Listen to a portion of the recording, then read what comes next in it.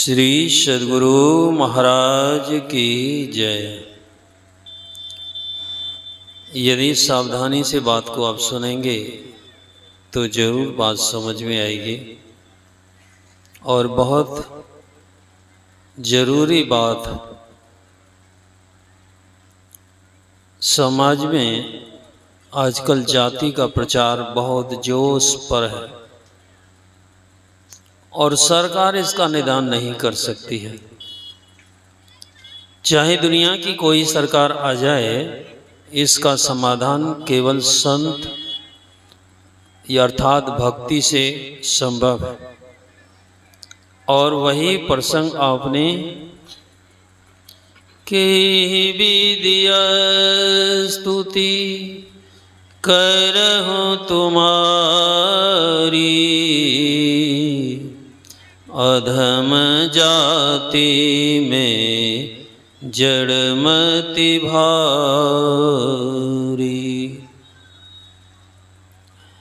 भक्त कैसा होना चाहिए, ये बात सबरी के जीवन से सीखने को मिलती है।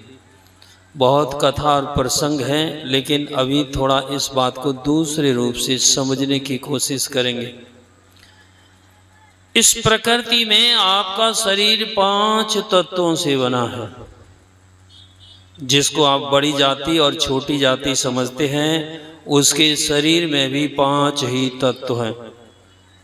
इसके अलावा और कुछ है तो वो परमात्मा की चेतना। जो चेतना आपके अंदर है वही आपके पड़ोसी के अंदर है, चाहे वो किसी भी जाति से आप उसको मानते हो, चाहे ऊंची जाति में चाहे छोटी जाति में, अंतर कहाँ रहा। और यदि आपको लगता है किसी को छूने से कुछ हो सकता है, तो अभी आपने ज्ञान को समझा नहीं है। जिस पृथ्वी पर आप टिके हैं और उसी पृथ्वी पर वो अन्य जाति के लोग टिके हुए हैं। आप किसी भी तरह से अलग नहीं हो सकते।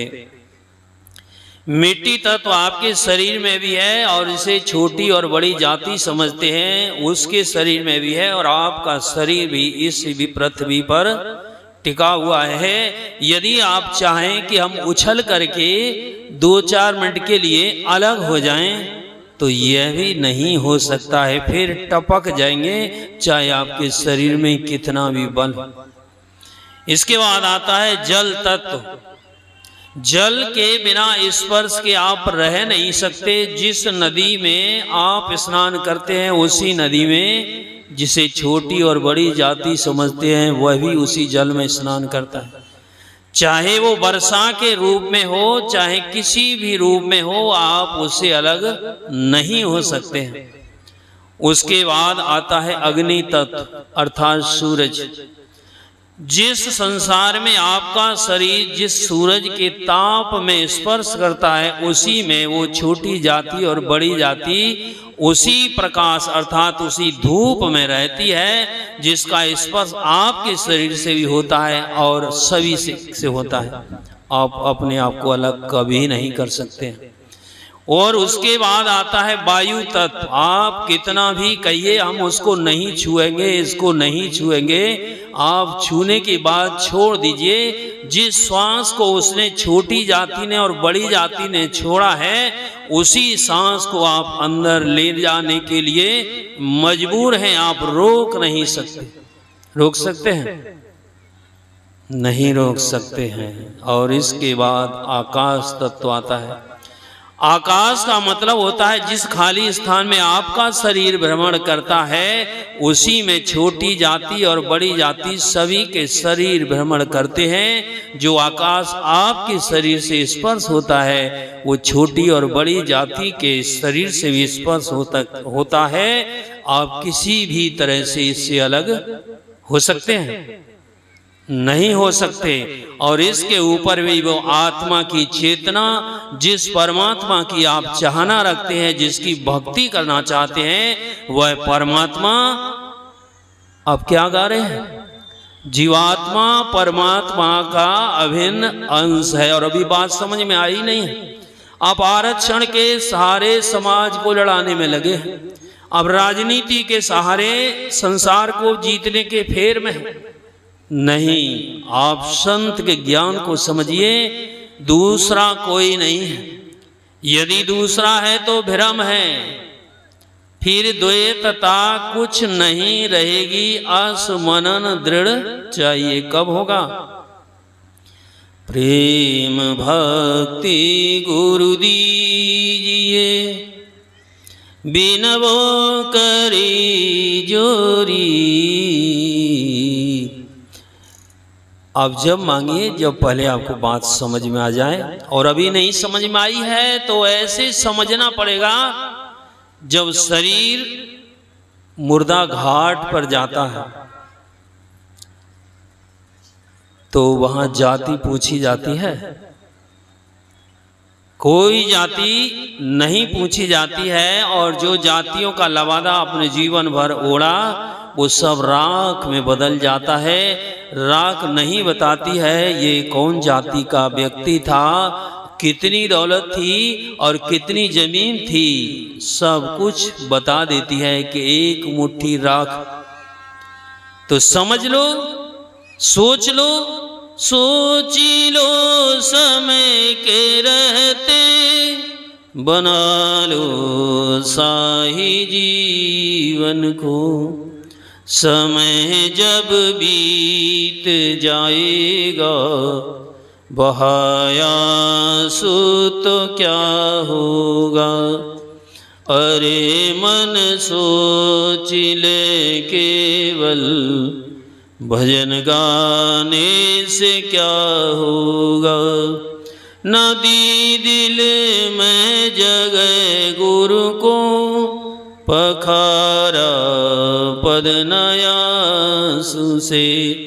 बिरह में नींद ना खोया तो शिष होने से क्या होगा।